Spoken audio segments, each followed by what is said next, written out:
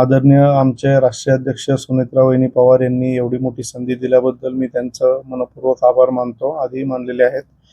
आणि आता बिनविरोध झाल्यामुळे एक आनंद आहे.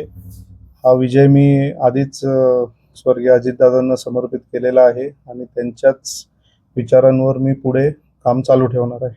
नाही, ते पक्षाने जेव्हा अशी कुठली निवडणूक येते तेव्हा साहजिक आहे की उमेदवार अनेक इच्छुक असतात आणि त्यातला एकच कोणतरी फायनल होत असतो. त्याच्यानंतर अनेक जण नाराज होतात, परंतु ती नाराजी फक्त उमेदवारी डिक्लेअर झाल्यावर काही वेळापुरती असते. त्यांच्या सगळ्यांच्या नाराजांच्या भेटी मी घेतलेल्या आहेत आणि आत्ता ह्या क्षणाला कुठेही पक्षामध्ये नाराजी नाही.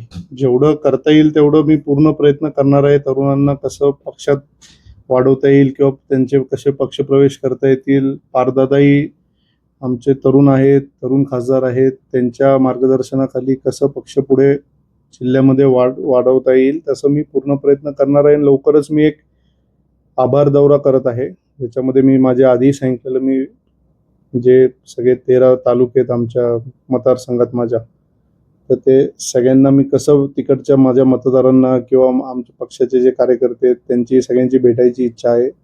तर ते माझ्याकडे येऊन भेटण्यापेक्षा मीच त्या सगळ्यांकडे जाऊन 4-5 दिवस हा दौरा असेल, त्यांना सगळ्यांना जाऊन त्यांच्या भेटीगाठी घेणार आहे आणि त्याप्रमाणे मी त्यांचं पुढे कसं करता येईल. पुणेकरांसाठी एवढंच सांगेल की जे काय मला संधी आमच्या पक्षाकडनं मिळालेली आहे त्याचा मी फक्त पुणे जिल्ह्यापुरता कसं जास्तीत जास्त वापर करता येईल, कसे निधी आणता येतील शासनाकडनं, कशी समस्या सगळ्या जे काय आहेत पुण्यात असतील त्या सगळ्या सोडवण्याचा पूर्ण प्रयत्न मी करणार आहे.